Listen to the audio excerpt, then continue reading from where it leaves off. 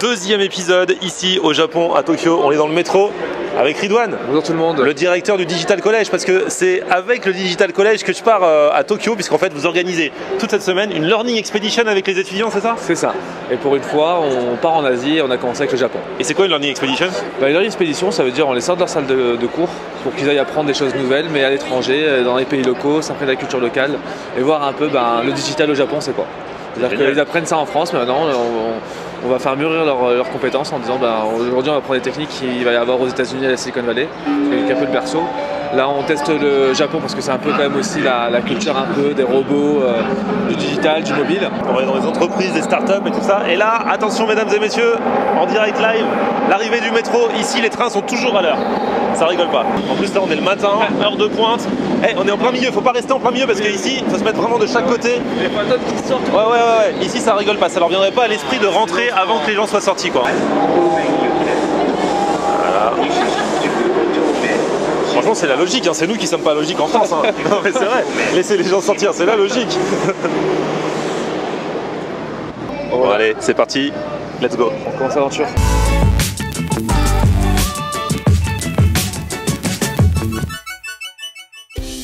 Salut tout le monde, bienvenue, nouveau vlog aujourd'hui. Alors là voilà, avec la team Digital College, on a fait une rencontre avec un entrepreneur ce matin, c'était très intéressant, mais maintenant on a faim. Ça va Drissa? Toujours faim et ça va toujours aussi. Ah là là, on a appris des trucs intéressants ce matin. On a appris des trucs même sur la culture japonaise, dans l'entreprise, hors entreprise. Par exemple, il paraît que les Japonais, c'est quoi qu'il a dit sur la police? Ils ramassaient la police. En fait, voilà, si les gens trouvent quelque chose par terre, genre un billet par terre, normal. Nous, qu'est-ce qu'on fait en France? Franchement, j'avoue. On va pas se mentir. Hein. On va pas le rapporter à la police. Non, on garde, on voit si c'est un beau billet. S'il a un peu de couleur violet, bien sûr, on va le mettre dans notre poche. Après un billet, c'est un billet. Mais ici, franchement, ils sont vraiment très gentils. C'est qu'ils le ramènent à la police. Il paraît que chaque année, il y a l'équivalent de 35 millions d'euros en espèces qui sont ramenés à la police de gens qui trouvent de l'argent par terre plutôt que de le garder pour eux. Ils le ramènent à la police. Ils sont vraiment gentils. Ils sont vraiment gentils. Parce que la police n'en fera rien en plus. Enfin, il n'y a rien, il n'y a pas de prix. Il va pas. Tiens, je fais moite-moite, je sais pas. Enfin, il n'y a rien. Je donne un petit pourcent. Non, rien. C'est là où on voit, on n'a pas la même culture quoi. Bon, voilà, mais bon, bref, on est au Japon. Deuxième épisode à Tokyo. Et là, donc, on va manger. On est dans le quartier, j'ai oublié le nom, Roppongi. Ouais, Roppongi. C'est un quartier d'affaires ici. Exactement. Il paraît qu'il y a un food court, donc ça veut dire que c'est le food court où vont manger les hommes d'affaires le midi quoi. On va voir ce qu'il y a de bon à manger. Mais c'est un peu la défense hein. C'est un peu la défense, on est un peu à la maison ici. Parce que le Digital College c'est à la défense.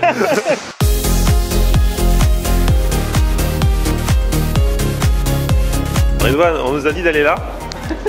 Mais en fait, après on nous a dit qu'en fait c'est le quartier le plus cher, c'est là où... On nous a dit allez manger là, vous allez voir, vous allez bien manger, c'est food court. Food court pour nous c'est un truc, c'est street food, c'est rapide. Et après on nous a dit ouais mais en fait c'est le quartier d'affaires, c'est le quartier le plus cher. Donc je sais pas si c'est le bon plan de venir là. Surtout qu'en plus je vois des... Il y a quoi? Kasumi Shoba. Des spécialités mais... Du coup on sait pas où est-ce qu'on va finir. Alors il y a des kebabs ici hein. Alors, on est passé devant un kebab. Mais en fait ils font des kebabs, ils le servent avec du riz. Kebab don ou alors kebab curry. Et ce qu'on ne regarderait pas, c'est qu'au McDo, parce que dans chaque McDo du monde, il y a des différences culturelles. Alors les teriyaki poulet et viande, c'est sûr. Les crevettes, je sais pas, peut-être. On va voir.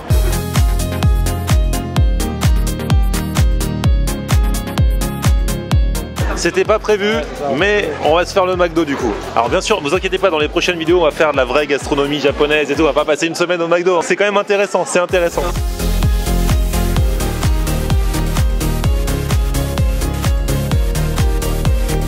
J'avais un petit peu peur qu'on galère trop pour passer la commande, parce que c'est difficile en japonais, mais en fait ils nous montrent le menu et il suffit de montrer avec le doigt. Ils ont l'habitude des touristes comme nous. On s'est posé. Alors, le premier qui nous a fait de l'œil, c'est le ebli, c'est-à-dire que c'est celui à la crevette. La crevette en plus au Japon, entre les tempura, etc., c'est beaucoup utilisé. Hein. Bah, vas-y, fais le unboxing.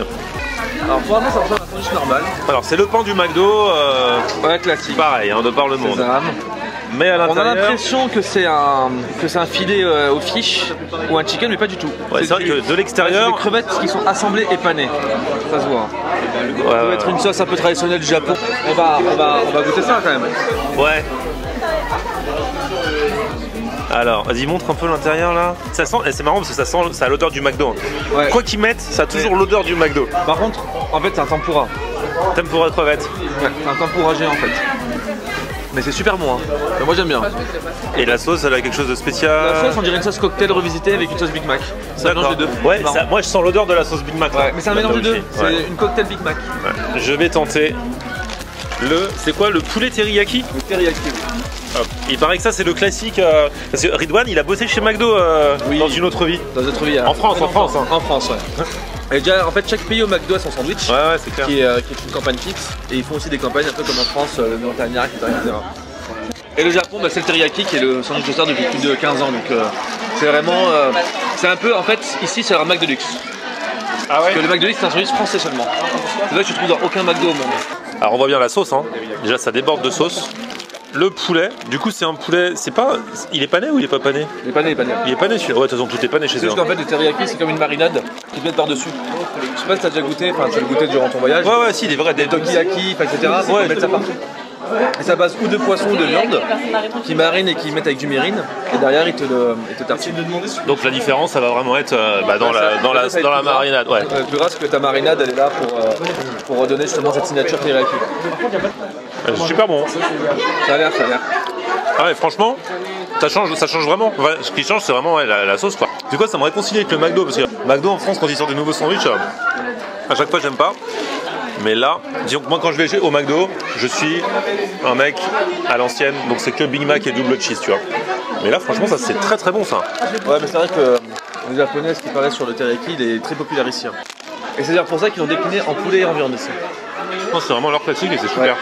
Top. Ce qui est génial, c'est que tu vois, quand t'es dans un pays, que t'es un petit peu dépaysé, tu vas dans le McDo et d'un coup t'as l'impression d'être à la maison. Ouais, c'est vrai. C'est vrai, regarde, tu retrouves, ok, les burgers changent un petit peu, mais tu retrouves tes frites, c'est les mêmes de partout. C'est les mêmes. Et voilà, quand t'as le mal du pays. Bon, on vient d'arriver, on n'a pas encore le mal du pays, là c'est le hasard. Je voulais tester au bout d'un moment le McDo, tu sais, parce que ça change un petit peu dans chaque pays. Pas dès le premier jour. Donc là, ne vous inquiétez pas. Dans les prochains jours, on va visiter d'autres trucs. Ridwan a des bons plans, tout le monde a des bons plans ici, vous êtes plein à m'en avoir envoyé. Je vais aussi aller vlogger avec le youtubeur Tev de la chaîne Ici Japon et lui aussi il a des bons plans pour moi. Donc restez connectés. Hein. Je me tente le crevette quand même. Alors tu l'as kiffé, tu l'avais déjà mangé avant toi? Ouais. J'ai mangé chez Moss Burger, excusez-moi. Donc c'est une autre firme de burgers. Et ils font exactement la même chose. Alors, toi tu viens au Japon une semaine, tu te manges que des burgers crevettes de toutes les enseignes. Mon alimentation. Son alimentation. Bah le McDo était très bon, par contre Ridwan on est dégoûté parce qu'on a des amis qui ont mangé là où on n'a pas mangé. Là où vous avez dit de manger, vous n'avez pas voulu manger. Et alors c'était bon? C'est vraiment ouais. Vous avez mangé le meilleur truc, alors un udon mais avec des saveurs vraiment c'était très subtil et c'était très très bon. Rappelle ce que c'est le udon pour ceux qui savent pas. Alors c'est un bol de soupe chaude udon et avec des nouilles dedans mais vraiment c'était très parfumé, enfin c'est très bon. Les tempura donc crevettes mais vraiment incroyable. Très très bon, léger, enfin c'était... Bon c'est bon, hein, on est qu'au début des épisodes, on va manger des trucs bien, t'inquiète pas. La prochaine fois t'écouteras. Mais t'es content d'avoir mangé ton truc McDo, t'as aimé aussi? Ah ouais mais par rapport à ça c'était... Voilà.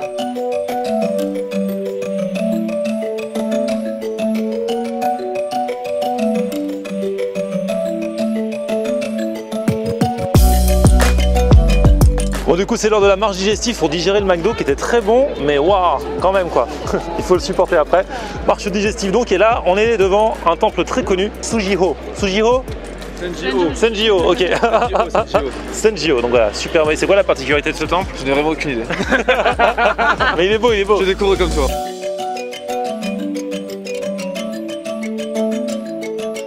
Bon alors ce quartier c'est le temple bien sûr, mais juste derrière le temple ou devant, ça dépend dans quel sens vous venez, c'est plein de commerces, donc tous les trucs de souvenirs dans tous les sens. Et peut-être qu'il y a de la nourriture pas loin. T'as trouvé quoi là? Bah je sais pas, ils font des... Il y a une bouteille de Dragon Ball. C'est la fan de Dragon Ball Z, ça marche bien. Et c'est des gaufres en dessous. Tiens. C'est quoi? Des Daifuku avec de la fraise dedans. Ah c'est le truc qu'elle trempait là? Ouais. Mais c'est quoi? En fait c'est des mini mochi. Ah des mini mochi, ok. Mais c'est pas des mochi glacés. C'est bizarre. Ça passe. Mais c'est un peu gluant non? Ouais. Très gluant. Des haricots rouges. Ouais, haricots rouges, ouais.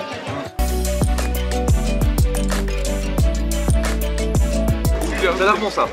Bah, c'est à peu près pareil, hein, c'est la même consistance sauf qu'il n'y a rien dedans je crois. Ils mettent un truc dessus. Ils l'ont mis par-dessus l'haricot rouge. Alors on va voir. Physiquement c'est mignon. C'est un petit oiseau. Alors. C'est mieux, bah déjà c'est moins bizarre. Nindoyaki. Mingo Yoyaki. T'as du mal avec le japonais, j'ai remarqué. Ouais, je préfère le truc là. C'est un peu comme de la. Comme de la brioche. Enfin, C'est pas vraiment de la brioche, mais c'est ouais, ça ressemble plus à un biscuit. Ouais, un gâteau, un petit Ça gâteau. date de la période Edo. D'accord, merci. C'est C'est la notre culture. Et là, regardez, sukiyaki melon pan. Nature, où il y a Oh là là. de la glace, où il y a... Ah, toi, t'as pris nature? Ouais, j'ai pris nature, je l'ai goûté original. Et sinon, c'est quoi ça? L'exemple, c'est quoi? Visiblement, là, c'est de la viande, là, ils disent de la crème. Et il y a, je sais pas s'il y a de la glace, c'est de l'autre côté. Parce que le melon pan, c'est quoi? C'est une sorte de pain? Alors, d'après ce que je sais, c'est comme de la brioche. Et ce que j'avais entendu, c'était de la brioche comme un peu de la pâte à pied dessus. D'accord, ok. T'as jamais goûté? Normalement, c'est croustillant. Non. Tu veux déguster? Ouais. C'est chaud ou c'est. Non, Si, c'est un peu c'est chaud. chaud, Ah, ouais. d'accord. C'est super croustillant. C'est vrai? Ah, on dirait Ouais. pas pourtant. Toute cette partie-là, c'est super croustillant. Ah, c'est le dessus qui est croustillant? Ouais. Et l'intérieur, très moelleux. Ok. Ouais, tout le monde me parle du melon pan depuis le temps.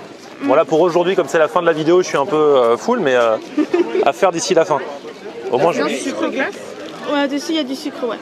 Tu crois que du coup, c'est salé? Le pain, il est. Je sais pas si. Ou si c'est le même. Je sais pas s'ils font le même, par Mais ça doit pas être mauvais. Hein. Sandwich melon pan, je le fais d'ici. Je le ferai d'ici la fin.